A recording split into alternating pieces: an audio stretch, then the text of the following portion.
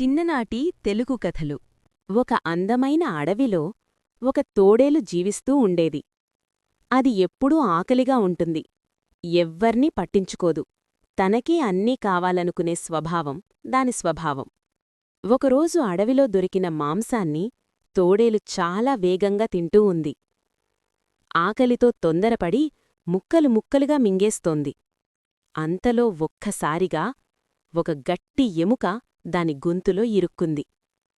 తోడేలు ఒక్కసారిగా గట్టిగా దగ్గింది. ఊపిరి సరిగ్గా రావడంలేదు.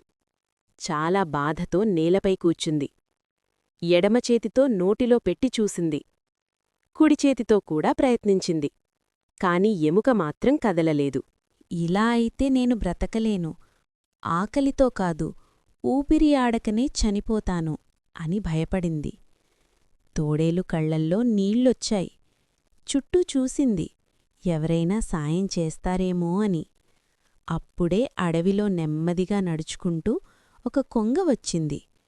దాని పొడవాటి ముక్కు, నిశ్శబ్దమైన నడక చూసి తోడేలుకు ఒక్కసారిగా ఆశ కలిగింది.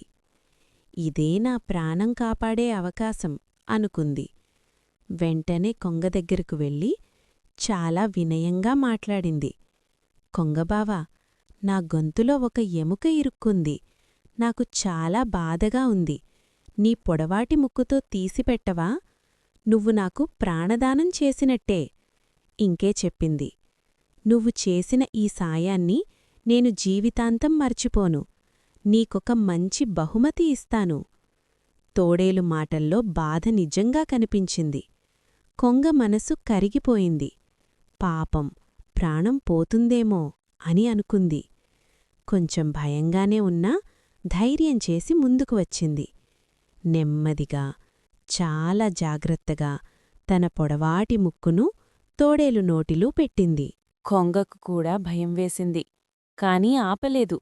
చాలా శ్రమపడి ఆ ఎముక ముక్కను బయటికి లాగింది. చివరికి ఎముక బయటికి వచ్చింది.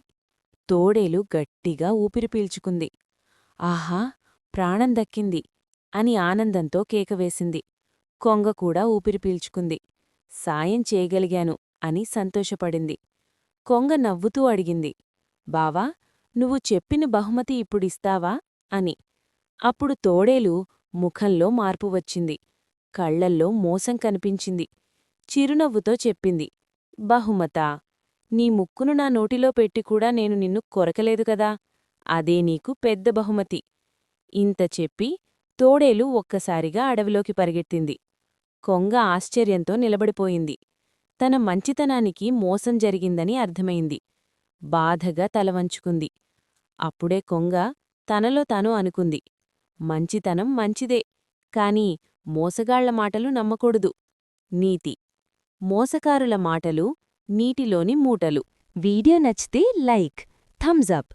మీ పిల్లలతో షేర్ చేయండి. ఇలాంటి కథల కోసం సబ్స్క్రైబ్ చేయండి.